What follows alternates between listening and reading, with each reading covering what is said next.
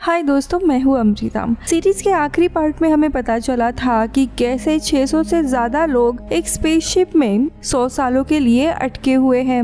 उन्हें लग रहा था कि वो किसी ग्रह पर जा रहे हैं, लेकिन पता चलता है कि ये तो इनके ऊपर एक्सपेरिमेंट हो रहा है और वो अभी भी अर्थ पर ही है। अब ये कौन सा एक्सपेरिमेंट था जो 100 सालों से चलते आ रहा था, यही हमें इस पार्ट में पता चलेगा।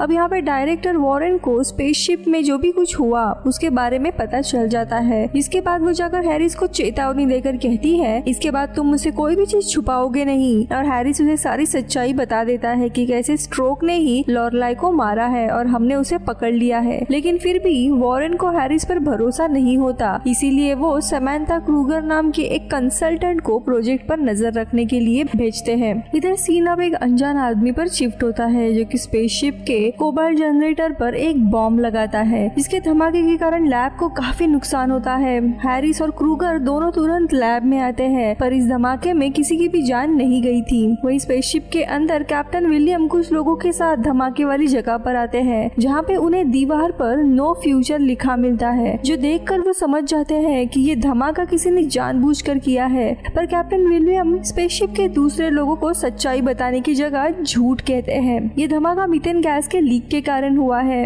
अब यहाँ पे हैरिस क्रूगर से कहता है कि हमें ऐसे हादसे के लिए हमेशा तैयार रहना चाहिए, लेकिन क्रूगर को हैरिस की बात पे भरोसा नहीं होता और वो सीसीटीवी फुटेज मांगती है। तो यहाँ दूसरी जगह गोल्ड हादसे की पूछताछ करने के लिए ड्वाइट नाम के एक आदमी से मिलने डेक आता है, जो कि कोबाल्ट जनरेटर की देखभाल करता था। पर गोल्ड को देखकर ड्वाइट डर जाता है और उस पर हमला करके भाग जाता है, लेकिन गोल्ड पे अपनी जांच जारी रखता है और तभी उसे पता चलता है कि 20 साल पहले डेक 23 पर जो धमाका हुआ था वो भी कोबाल्ट जनरेटर के कारण ही हुआ था, जिसमें गोल्ड के माता पिता की मौत हुई थी। अब ये देखकर गोल्ड समझ जाता है कि ड्वाइट जरूर उस आदमी को जानता है जिसने लॉरलाई का खून किया है और इसीलिए उसने हमला किया होगा। अब यहाँ पे गोल्ड को ये भी यकीन आ जाता है कि स्ट्रोक ने लॉरलाई को नहीं मारा है, क्योंकि स्ट्रोक को बंदूक चलाना भी नहीं आ रहा था। अब यहाँ पे गोल्ड जांच करने के लिए डेक 23 पर आ जाता है, पर ये देखकर हैरिस थोड़ा टेंशन में आ जाता है, क्योंकि धमाके के कारण डेक 23 की दीवार अब एयर टाइट नहीं रही थी, जिसके कारण स्पेसशिप के लोग बाहर के आवाजें सुन सकते थे, जिसके कारण प्रोजेक्ट की सारी सच्चाई इनको पता चल जाती। और इसीलिए हैरिस और सभी लोग एकदम से शांत हो जाते हैं ताकि आवाज ना हो। अब यहाँ पे डेक 23 में गोल्ड को ड्वाइट मिल जाता है और उन दोनों के भी बीच में लड़ाई शुरू हो जाती है, पर ड्वाइट फिर से बचकर यहाँ से निकल जाता है और जाते हुए वो एक बॉम्ब लगा देता है, जो देखकर हैरिस सभी लोगों को ये जगह खाली करने का ऑर्डर देते हैं, मगर गोल्ड ठीक समय पर उस बॉम्ब को डिफ्यूज कर देता है। पर इस सबके बीच में ड्वाइट ही मारा जाता है। अब ड्वाइट की मौत का इल्जाम क्रूगर हैरिस पर डालती है, पर हैरिस कहता है कि प्रोजेक्ट का मकसद लोगों को बचाना नहीं, बल्कि उन्हें देखकर उनके बर्ताव को समझना है। जिसके बाद अगले सीन में हैरिस अपने पत्नी को जाकर डॉक्टर जूलियट का वही नेकलेस गिफ्ट करता है, जिससे हमें पता चलता है कि हैरिस ही वही शख्स था जो क्रिसा के रूम में आया था। अब यहाँ पे क्रूगर को एक वेबसाइट से पता चलता है कि कई सारे साइंटिस्ट जो कि 1960 के समय असेंशन प्रोजेक्ट पर काम कर रहे थे, उनके अनजान कारण से मौत हो गई है और कुछ गायब भी हो गए थे। अब इधर स्पेसशिप पर सभी लोगों को हर रोज एक खास तरह का इंजेक्शन लेना पड़ता था ताकि उनकी इम्यूनिटी सिस्टम को ताकत मिल सके, जो कि स्पेसशिप के आर्टिफिशियल लाइट, रिसाइकल ऑक्सीजन और एक जैसे खाने के कारण कमजोर हो चुकी थी। पर जब क्रिसा की बारी आती है तभी उसे एक विजन आता है, जिसमें वो देखती है कि कोई उसके इंजेक्शन में कुछ मिला रहा है, जिसके कारण क्रिसी वो इंजेक्शन लेने से मना कर देती है। लेकिन तभी डॉक्टर क्रिसी को भरोसा दिलाने के लिए उसका इंजेक्शन खुद को लगाते हैं, लेकिन वो डॉक्टर की तबीयत अचानक से खराब हो जाती है और वो बेहोश होकर जमीन पे गिर जाता है। अब ये सब क्रूगर भी देख रही होती है और वो हैरिस से इन सब का जवाब मांगती है, जिस पर हैरिस कहता है हमने क्रिसी का इंजेक्शन बदल दिया था क्योंकि उसे और भी ताकत की जरूरत है। इसीलिए हैरिस क्रिसा के दूध में भी एक दवाई मिला देता है और उसे भेज देता है, लेकिन क्रिसी को कुछ अजीब महसूस होता है और वो दूध नहीं लेती। और यहाँ पे हमें समझ आता है कि ये इंजेक्शन किसी की इम्यूनिटी बढ़ाने के लिए नहीं, बल्कि कुछ दूसरे कारण के लिए ही होता है। और अब क्रिसी के पास एक अजीब सी पावर आ गई थी जिसके चलते उसे पता चल जाता था कि वो कब खतरे में है। यहाँ पे क्रूगर ईवा नाम के एक ऑथर से मिलती है जिसने वेबसाइट पर साइंटिस्ट के बारे में लिखा था। ईवा क्रूगर से कहती है कि 1960 के समय गवर्नमेंट ने प्रेसिडेंट कैनेडी के चैरिटी के पैसे कुछ परिवारों को दिए थे ताकि गवर्नमेंट उनके बच्चों को प्रोजेक्ट असेंशन के लिए तैयार कर सके। दरअसल यहाँ पे वो इन्फॉर्मेशन गैदर कर रही थी कि ये प्रोजेक्ट क्यों शुरू हुआ था।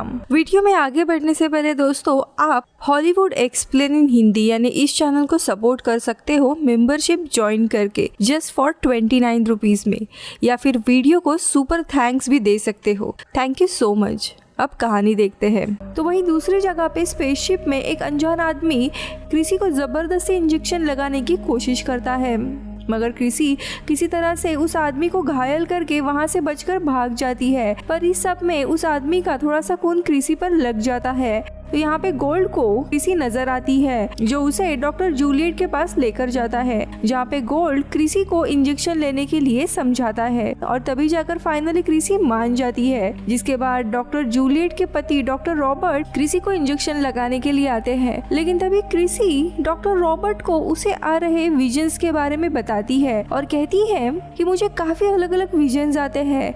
कई बार मैं खुद को एक ट्विन टावर के इमारत से नीचे गिरते हुए देखती हूँ या फिर मैं खुद को समुद्र में डूबते हुए देखती हूँ। मैंने अपने विजन में आपको उस मेंटेनेंस टनल में भी देखा था जहाँ पे लॉरलाई की लाश मिली थी। लेकिन ये सारी बातें सुनकर हैरिस और उसका एक असिस्टेंट कारिलो ये सब कुछ देखकर हैरान होते हैं, क्योंकि क्रिसी को ट्विन टावर का विजन यानी 9/11 के अटैक के बारे में याद आ रहा था, और ये अटैक तो तब हुआ था जब क्रिसी पैदा भी नहीं हुई थी। इतना ही नहीं, रियल लाइफ की सारी इन्फॉर्मेशन इन सब से छुपा के रखी थी, यानी क्रिसी में कुछ रहस्यमय पावर्स होती है। और यहाँ पे कैरिलो कहता है कि शायद हमें हमारा कैंडिडेट मिल गया है जिसके लिए ये पूरा प्रोजेक्ट था, यानी कि क्रिसी। तो यहाँ दूसरी जगह डॉक्टर रॉबर्ट को क्रिसी के कपड़ों पर लगा हुआ खून से समझ आता है कि ये खून मेसर नाम के आदमी का है जो डॉक्टर जूलियट के लिए ही काम करता है। पर जब ये लोग मेसर को पकड़ने के लिए जाते हैं तो उन्हें वो अपने कमरे में मरा मिलता है, जो देख गोल्ड समझ जाता है कि मेसर अपने क्रिसी को इंजेक्शन लगाने के मकसद में पूरा नहीं हो पाया और इसीलिए उसने अपनी जान ली थी। तो यहाँ दूसरी तरफ क्रूगर की जांच पड़ताल पूरी हो जाती है और उसे पता चलता है कि हैरिस ने अपने किसी आदमी के मदद से ही स्पेसशिप में एक बंदूक रखवाई थी ताकि स्ट्रोक को फंसाया जा सके लॉरलाई के मौत के लिए। और तो और रेडिएशन स्टॉर्म भी हैरिस ही जानबूझकर करवा रहा होता है ताकि रियल मकसद पता ना चल सके। इधर स्पेसशिप में सभी लोग ओस्ट्रा नाम का एक फेस्टिवल मना रहे होते हैं जहाँ पे बर्थ लॉटरी के विनर्स का ऐलान होने वाला था, क्योंकि इन्हें पूरे स्पेसशिप में वॉलंटियर्स के नंबर को एक जैसा ही रखना था। इसीलिए लोगों को ये लोग तभी बच्चे पैदा करने के लिए दिए जाते जब वॉलंटियर की जरूरत होती है। और इस बार 3 वॉलंटियर की जान गई थी, इसीलिए कंप्यूटर 3 कपल को नाम देता है ताकि उनका होने वाला बेबी भी वॉलंटियर हो सके। अब इन कपल में एक ड्यूक और उसकी पत्नी एमिली का नाम आता है। तो यह दूसरी जगह क्रिसी अपने कमरे से बाहर किसी औरत को देखती है और वो उस औरत का पीछा करने लगती है और चलते हुए वो एक पार्टी में आती है। और तभी क्रिसी देखती है कि वो औरत कोई और नहीं बल्कि लॉरलाई की ही आत्मा रहती है और उसके पास पावर होने के कारण ही वो ऐसे एंटिटी को देख पा रही थी। और तभी कोई कंप्यूटर पर कैप्टन विलियम और लॉरलाई की एक वीडियो चलाता है जिसमें वो दोनों भी एक दूसरे के करीब आ रहे होते हैं, जिसे देखकर सब लोग हैरान होते हैं। पर इधर क्रिसी जोर जोर से चीखने लगती है। तो वही कंट्रोल रूम में हैरिस कैमरे की फुटेज को रिवाइंड करता है और उसे पता चलता है कि क्रिसी वीडियो शुरू होने से पहले ही चिल्लाने लगी थी, जो देखकर हैरिस को पता चल जाता है कि क्रिसी के पास भविष्य देखने की शक्ति है, यानी कि उसे पहले ही पता चल गया था कि अब वीडियो प्ले होने वाला है। और क्रिसी की इस शक्ति को हैरिस मॉर्फिक रेजोनेट का नाम देता है, जो कि एक थ्योरी का नाम था जिसमें टेलीपैथी की शक्तियों के बारे में बताया जाता है। और यहाँ पे हमें समझ आता है कि ये पूरा प्रोजेक्ट दरअसल इन लोगों के ऊपर एक एक्सपेरिमेंट था ताकि इन सारे लोगों के ऊपर कुछ पावर्स डेवलप हो, जैसे टेलीपैथी, टेलीकिनेसिस। इस प्रोजेक्ट के हेड हैरिस के ही पिता थे और उन्हें अंदाजा आ गया था कि इन लोगों को एक एनवायरनमेंट में रखने के बावजूद इनके तीसरे जनरेशन को ही ये पावर्स आ सकती है। और यहाँ पे हमें पता चलता है कि इन जनरेशन में से क्रिसी ही वो लड़की है जिसमें पूरी तरीके से वो पावर्स है, यानी वो फ्यूचर को तो देख सकती ही है, लेकिन अगर कोई खतरा आने वाला हो तो वो भी उसे पता चल सकता है। वही दूसरी जगह क्रूगर को ये सारी सच्चाई पता चल गई थी, जिसके चलते वो बहुत ही ज्यादा शॉक होती है और वो स्ट्रोक को जेल से छुड़ाने का प्लान बनाती है और वहाँ की चाबी लेकर वो उसे लेकर लैब से बाहर आती है। यहाँ पे स्ट्रोक भी काफी हैरान था सच्चाई जानने के बाद, क्योंकि अपनी पूरी जिंदगी वो स्पेसशिप के अंदर ही था। जिसके बाद ये दोनों लैब से निकलकर एक मॉटेल में जाते हैं। सच्चाई पता चलने के कारण अब क्रूगर को भी पता था कि उसकी जान को भी अब खतरा है। तो यहाँ दूसरी जगह पे वॉरेन और हैरिस को क्रूगर ने स्ट्रोक को भगा दिया, इसके बारे में पता चलता है। जिसके बाद वॉरेन टीसी ग्रुप नाम के $1 बिलियन कंपनी के कुछ हाईटेक सोल्जर्स को बुलाती है। इस कंपनी ने ही इस पूरे प्रोजेक्ट को अभी तक फंड किया था। दरअसल ये कंपनी सुपर ह्यूमन बनाना चाहती थी जिनके पास ये सारी शक्तियाँ हो। अब यहाँ पे टीसी ग्रुप के लोग हैरिस को इस प्रोजेक्ट से बाहर कर देते हैं, क्योंकि उसके कारण ही ये सारी चीजें बेकाबू हुई थी। लेकिन हैरिस वॉरेन के पास एक आखिरी मौका मांगता है, लेकिन वॉरेन उसकी बात नहीं सुनती और उसे निकाल कर उसके असिस्टेंट कारिलो को हैरिस की जगह पे रख देती है, जिसके कारण हैरिस को काफी गुस्सा आता है। वही दूसरी तरफ ड्यूक को पता चलता है कि गोल्ड अब उसकी पत्नी एमिली पर जांच कर रहा है और इसीलिए ड्यूक गोल्ड से इसके बारे में बात करने के लिए बीच पर आता है। पर इसी बीच में क्रिसी को ड्यूक और गोल्ड के बीच में होने वाली लड़ाई के विजन्स आते हैं और इसीलिए क्रिसी बीच पर आती है और वहाँ पे हम देखते हैं इन दोनों की काफी घमासान लड़ाई चल रही थी और गोल्ड को बचाने के लिए क्रिसी अपने टेलीकिनेसिस के पावर से ड्यूक को बिजली के झटके देती है। लेकिन क्रिसी को अपने पावर का अंदाजा नहीं था और ये बिजली के झटके पूरे स्पेसशिप में चले जाते हैं, जिसके कारण पूरा स्पेसशिप का सिस्टम डाउन हो जाता है। लैब भी पूरी डाउन हो जाती है, लेकिन इस स्पेसशिप का एक न्यूक्लियर रिएक्टर होता है वो अभी भी चल रहा था, जिसके मदद से ये लोग स्पेसशिप और लैब के सिस्टम को अप करने लगते हैं। वही दूसरी जगह स्पेसशिप में जेम्स को टीवी पर अजीब सिग्नल दिखाई देते हैं, जिसके बारे में फिर वो डॉक्टर विलियम को बताता है। लेकिन डॉक्टर विलियम जेम्स को कमरे से बाहर निकाल देते हैं, जिसके बाद वो खुद टीवी के वायर्स तोड़ देते हैं, यानी कि उन्हें भी पता था कि ये पूरा मिशन नकली है और डॉक्टर रॉबर्ट खुद हैरिस के लिए ही काम करते थे। तो यहाँ दूसरी जगह पे क्रूगर ईवा के पास जाती है और कहती है मैं पूरी दुनिया को इस मिशन के बारे में बताना चाहती हूँ, लेकिन ईवा उसे ऐसे करने से मना करती है और तब क्रूगर को पता चलता है कि ईवा खुद भी टीसी ग्रुप के लिए ही काम करती है और तभी ईवा क्रूगर को गोली मार देती है। जिसके बाद ईवा स्ट्रोक को मारने जाती है, लेकिन स्ट्रोक वहां से भाग चुका था। तो वहां दूसरी जगह पे हम वॉरेन को देखते हैं, जिसका प्लान अब होता है कि क्रिसी को बाहर लाकर इस पूरे मिशन को मिटाना, यानी स्पेसशिप के अंदर जितने भी लोग हैं उन्हें मार देना। इसीलिए वो अपने हाईटेक सोल्जर को क्रिसी को बाहर लाने के लिए भेजती है। तो यहाँ दूसरी तरफ स्पेसशिप में O2 के कमी के कारण लोगों का दम घुट रहा था, पूरे स्पेसशिप का माहौल खराब हो रहा था और लोग मर रहे थे, जिसे ठीक करने के लिए कैप्टन विलियम और गोल्ड लिथियम डाइऑक्साइड नाम का एक केमिकल स्पेसशिप के वेंटिलेशन चेंबर में डालते हैं, जिसके कारण स्पेसशिप में ऑक्सीजन जनरेट होने लगता है। लेकिन उसी के चलते पूरे स्पेसशिप और तो और लैब में भी बारिश होने लगती है, जिसे देखकर लोग काफी हैरान होते हैं और उन्हें भी समझ में आने लगता है कि कुछ तो गड़बड़ है। यहाँ डॉक्टर रॉबर्ट को भी पता चल जाता है कि पूरे स्पेसशिप को अब उड़ाने वाले हैं और उन्हें पता चलता है कि वो लोग क्रिसी को पहले बचाने आएंगे, इसीलिए वो क्रिसी को अपने साथ लेकर जाने के लिए आते हैं और क्रिसी को कहते हैं कि कुछ बुरे लोग तुम्हें पकड़ने के लिए आ रहे हैं, मेरे साथ चलो। लेकिन क्रिसी विजन देख सकती थी और उसको पता चल गया था कि डॉक्टर रॉबर्ट भी उन्हीं लोगों में से मिले हुए थे और लॉरलाई को सच्चाई पता चलने के कारण ही डॉक्टर ने उसे मारा था।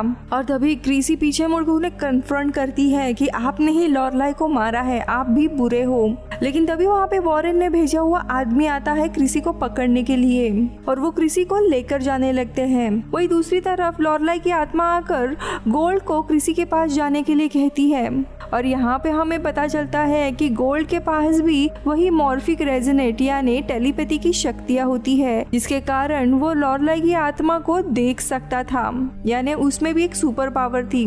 अब यहाँ पे गोल्ड आकर वॉरेन के लोगों के ऊपर हमला करता है और इन दोनों के भी बीच में काफी घमासान लड़ाई शुरू होती है, जिसमें गोल्ड पूरी तरीके से हार रहा होता है और अब उसको बचाने के लिए क्रिसी अपनी शक्तियों का उपयोग करने लगती है और पूरे इंटेंसिटी के साथ वहाँ पे ब्लास्ट करती है, जिसके चलते काफी ज्यादा नुकसान होता है। तो अब यहाँ पे वॉरेन शिप को डिस्ट्रॉय करने जाती है, लेकिन तभी वहाँ पे हैरिस आता है और वो कहता है कि मैं ये प्रोजेक्ट बर्बाद होने नहीं दूंगा, और वॉरेन को सीधा धक्का मारकर नीचे गिरा देता है और वो वहीं पे मारी जाती है।